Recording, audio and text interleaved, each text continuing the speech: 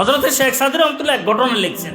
এক বুজুর্গ এক আল্লাহওয়ালা, উনি রাত্রিভর ইবাদত করেন, কান্নাকাটি করেন, দোয়া মুনাজাত করেন, ইবাদত করেন, দোয়া করেন, মুনাজাত করেন, কান্নাকাটি করেন। মুরিদানও বহুত আছে। মুরিদান দেখে যে গায়েবী একটি আওয়াজ আসে লাগে শেষ রাত্রে। তো মুরিদানদের মধ্যে সোচ্চার যারা, এরা যায় শুনছে, শুনি দেখে যে কি আওয়াজ, এটা তো গায়েবী আওয়াজের মতো লাগে, আওয়াজটা তো হচ্ছে ভিন্ন রকমের। শেখ এখান থেকে কান্নাকাটি দোয়া করতেছে, এখন শেখে দোয়া করতেছে, ইবাদত করতেছে, আওয়াজ আসে। কি আওয়াজ আসে? দরিদর দোয়ায়ে তু মকবুল নিস্ত, বখারি বেরো ইয়া বাজারি বাইস্ত। এটা অর্থ হচ্ছে এই দরবার মধ্যে তোমার কোনো ইবাদত কবুল নাই।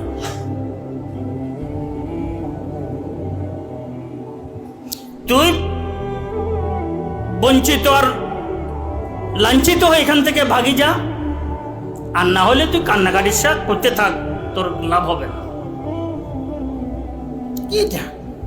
এটা এক কান থেকে দুই কান, দুই কান থেকে চার কান, চার কান থেকে ছয় কান।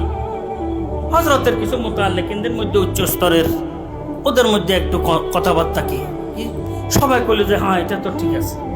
শেষ সাথে একটি আওয়াজ আসে, দরিদর দোয়ায়ে তু মকবুল নিস্ত, বখারি বেরাও ইয়া বাজারি বাইস্ত। এই দরবার মধ্যে তোর কোনো দোয়া কবুল নাই, জিল্লতির সাথে তুই ভাগি যা এনে বঞ্চিত অবস্থায়, না হলে তুই এখানে কি কান্নাকাটি করতে করতে থেকে যা, লাভ হবে। সবাই একটু কানাঘোষা শুরু করছে। এখন মুরিদান কয়েকজন যাইকে, হযরত একটি ঘটনা আপনাকে জিজ্ঞেস করতে, খুব বলো। হযরত আমরা হযরত ইবাদত করেন, আমরাও রাত্রে উঠি, কিন্তু একটি আওয়াজ বাইরের থেকে শোনা যায়, তো আমরা কান লাগিয়ে প্রথমে একজন দুজনে শুনছি, এরপর আমরা চার পাঁচ জনে কান লাগিয়ে শুনছি। আমাদের কাছে লাগে যে এই আওয়াজটি আসতেছে, তুই জিল্লতির সাথে এখান থেকে বের হয়ে যা, ভাগে যা, আর না হয় কান্নাকাটির মধ্যে থেকে যা, কিন্তু তোর ইবাদত কি হবে না, কবুল হবে না। তো এরকম একটা বিষয় আমরা শুনতেছি।